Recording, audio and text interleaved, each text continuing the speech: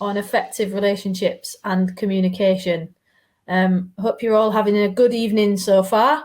Thank you for joining us. The relationship web sounds a bit intriguing, actually.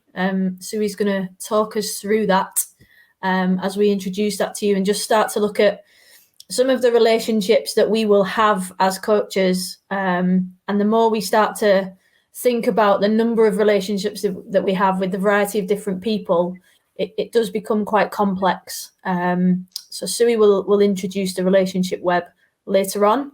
We're also going to talk through the strategies and some top tips for building effective relationships with some of the key people that we will work with on a weekly basis as part of our coaching. So obviously our players first and foremost, the parents of the players, potentially if we're working with young age groups, and also other adults that might be involved. So that might be any co-coaches that you work alongside, or other adults that are just involved at the club in whatever different role.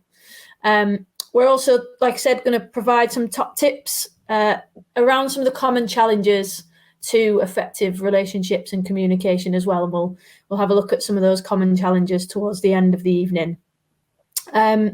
We are going to, the vibe that you're feeling right now, we're going to try and keep this. We're three quite informal characters. And so it's going to be very much about me mainly hosting and allowing Suey and Vinny to just chat through various different ideas that they've got. And like I said, we've got some interactive things for you that will get you involved as well, and hopefully give you an opportunity to share your ideas on how you build those relationships. Without further ado, let's move. Down to say, I must do this to build an effective communication. I think first and foremost is hopefully personality, that smile, that trust. I think, again, if you can show parents and players a little bit of vulnerability of who you are, it builds that trust. And then once that trust is built, it's then asking the right questions at the right time, rather than feeling like you have to. So again, it might be just a walk to the football pitch to ask, I think someone said it, how the day is.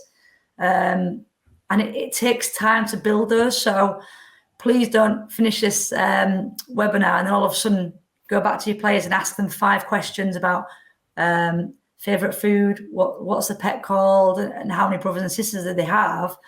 It takes time to establish that because they'll just think it's question time. So I think that the biggest thing is around effective relationships for me is giving it time, being who you are with a friendly face and a smile, and then asking the right things at the right time with them understanding kind of the why you're doing it as well. So it's based on you want to get to know them rather than you feel like it's a tick box. Yeah. Thanks, Suey. There's been quite a bit in the chat around us, but how do we know it's effective to the other person that we're trying to build that relationship with? And I know that like later on through the webinar, we'll touch on some hints and tips and some ways to kind of build that effective relationship both ways. But potentially a question to ask yourself is what you think is being effective could have a different effect on them based on how they learn, how they feel. So that's something to have in the back of your mind through this webinar is it could be effective for you, but it might not be for them. So how do we then meet in the middle? Great point. Web, if you did your level 2 in old money a few years ago, you might recognize this slide, but I'm going to hand over to Suey to explain a little bit more. Oh, thank you. I think you actually alluded to it earlier around relationships, and somebody in the chat mentioned that they had something like 18 players, and I saw Jack Walton put around, he's got 50, 60 players, so birthdays are a nightmare. And I think it just goes on to this in terms of the integrity, again, of building relationships and making them genuine. I think that's a huge thing, is it's got to be genuine. And then, again, going back to it is the higher the formats you go, relationships potentially may get stronger or weaker because you've got more players into the mix. Potentially, you've got relationships between players that you also have to manage. So you might have a fallout at school or a relationship breakdown, that actually the more players you have, how on earth can you potentially have at the lat end of the potentially 306 relationships out of a squad of 18 players? So it's, how do you even start to make those 306 relationships genuine when actually it's so difficult if you've got them for an hour a week?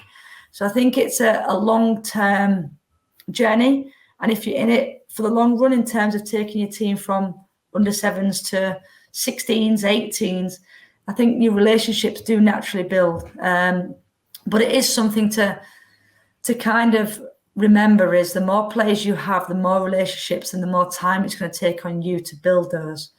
But going back to that as well, I just think it's important to kind of just be bubbly, you've got to be loud, you've got to be positive all the time. Actually, some of the best coaches I've seen work or have worked with are just like really calm and relaxed and have like that softer approach. They're not in your face, they're not bubbly and bouncing around, they're just really calm.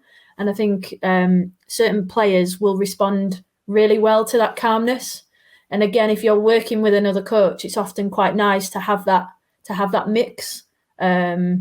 But yeah, I think that authenticity piece is really important, because we probably have an expectation that we have to be a certain type of character to be a coach, but actually just being yourself, and the players will respond to that, because they can also see when we're being false and we're trying to be something that we're not.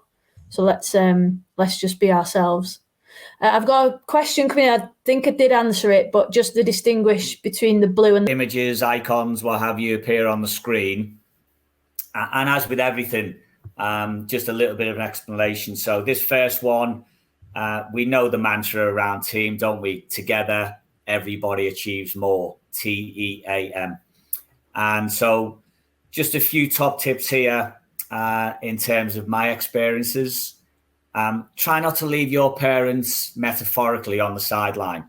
Yeah, try to have them engaged and involved in everything that you do.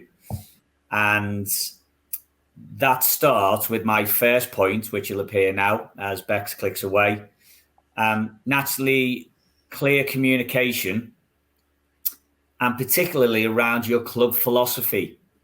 And it'd be interesting in the chat for maybe some of you to share just a snippet of what your club philosophy is. Mine is very simple. Our clubs is actually embraced within the 4 letters ESFC: enjoyment, sportship, friendship, and challenge, without giving away the name of my club. But it's a very, very simple concept.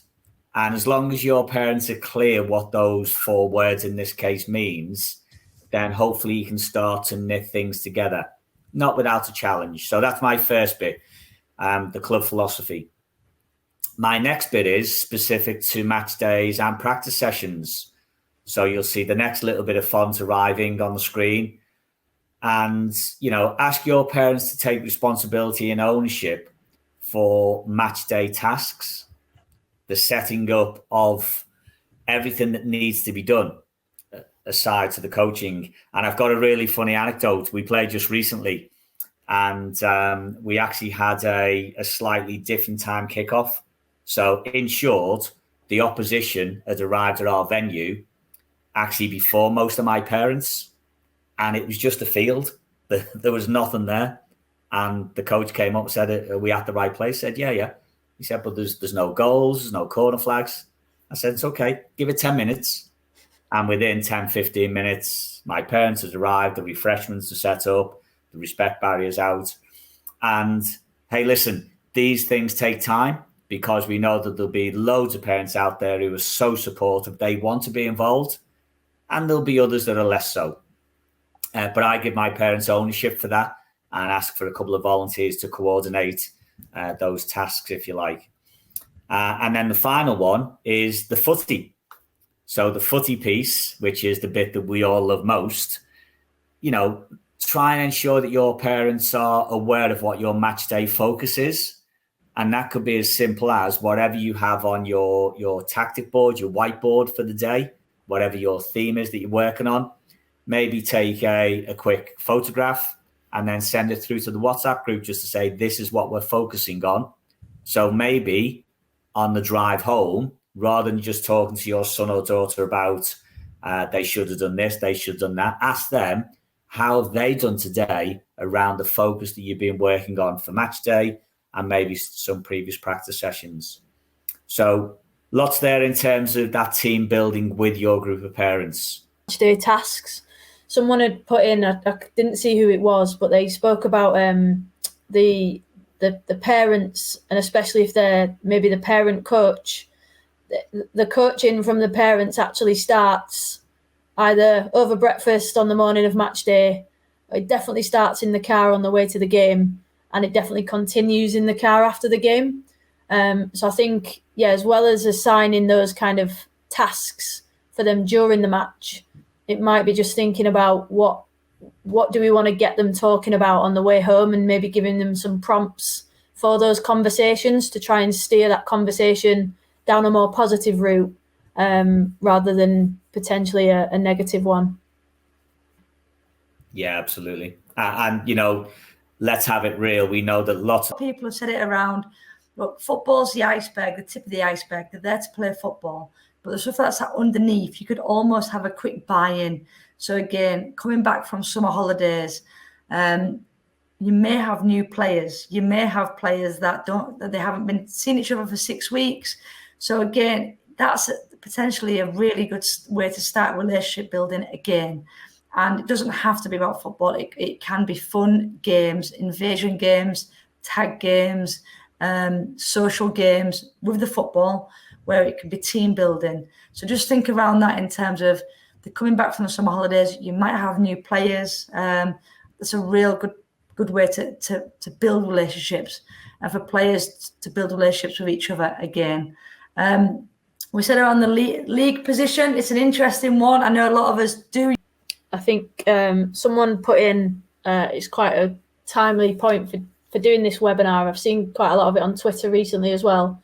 It's currently SATs season for many 11-year-olds, and again the pressure that unfortunately they're often under to have success in those SATs exams can really impact on our young players. So it's just being aware of things like that as well, really. I remember when I started with the RTC at the start of last season, again, that age group of under 12s, just knowing that on that kind of first few sessions back in September, I was also not only having to deal with them perhaps coming into this new environment, new coaches, potentially some new players that they've got to deal with. But there's also quite a bit going on at school, because a lot of them had taken that step from primary school to secondary school, which comes with challenges for lots of players in itself. So I think often just having that awareness as well of what else might be going on, whether it's at school or whether it's at home. Someone mentioned in the chat, again, didn't quite get their name, about like they're aware of one of their players, their parents have recently split up. And it's sometimes difficult to find out that information because parents and players might not always be forthcoming with it. But if we are aware, or we do become aware of those things, again, it's just being sensitive towards that and empathetic and understanding why some of their behaviours might have suddenly changed. It's just really important. In terms of the second point and the pruning, I think Vinny referred to it as psychological pruning. Again, it's just that awareness piece of what's going on in the brain around the time of adolescence and of players hitting puberty. So around this time, as they shift, there's a process in their brain called pruning. And I'm going to try and not baffle you with this because it's quite heavy, but essentially the pathways that we have within our brains that transmit messages from one kind of nerve to the other, if they haven't used them for whatever reason, they get essentially pruned by the brain, so they're cut off, they're taken away. So it's almost a case of If you don't use it, you lose it. So what will happen is we'll see perhaps some changes in behaviour, and we'll see just them trying to come to terms with the changes that are going on. There's lots of obviously hormonal changes that are taking place, and at this time as well, the brain is developing. So as that pruning process is taking place, the brain is also developing, and the brain actually develops from the back to the front, and this front bit is the last thing that develops. But it's actually the front part of our brain, the prefrontal cortex, which is responsible for rationalizing all our kind of thoughts and feelings. So what we'll start to see as this process is taking place and as the brain's developing, and that's developing at a slower pace, you'll start to see some irrational behavior. My mum still says I do this, so I'm not sure what's happened to my brain, but everything might be a drama or everything might be an issue. It's very irrational in terms of their thinking and their thoughts and often their behaviour. That's because the brain, the part of the brain that helps them to rationalise, isn't yet fully developed. So where we will, again, we might think, why are they suddenly like this? Like that's never been a problem for them before. Why are they suddenly reacting like this? It's probably because that brain's developing, and they're not able to rationalise some of their thoughts and feelings, and that then plays out in their behaviours. Another thing to be aware of as the brain develops is it's also getting them ready through the evolution process to almost move on and move away from their parents. So obviously, naturally, as we get older, we start to leave home, and we do that at various stages. But our brains and our bodies start to prepare us for that during the adolescence period. So when they're younger and at 5 to 11s, and you'll probably see this playing out with your very young players, the parents are everything to them. As they hit adolescence, their peers become everything to them. So they're very sensitive to social rejection from their peers. And again, this will play out in their behaviours. So where someone might have laughed at them for doing something daft when they were 7, suddenly might become a really big issue now they're 13, because their peers are really important to them. So it's just something to be aware of if you're coaching that age group, especially when we might fall into the trap of comparing them with others, or maybe calling them out in front of the group for whatever reason. They are going to be highly sensitive to that, because peers are really important to them, and they want to show that they're established within the group, and they don't want to be socially rejected by that group. So yeah, just a whistle-stop tour of what's happening in the brain. In the pre-match, setting them some tasks on WhatsApp, sharing what you've worked on at training. And look, we're not in a world where everybody is perfect. Parents, coaches, clubs sometimes can be a nightmare. We can have bad practice. But if we always become consistent with our own behaviours and values and beliefs, and engage it with parents in a positive way, then hopefully we can see a shift as well. And again, try and get your parents on board, setting up the clubhouse, the goals, make it a really family feel.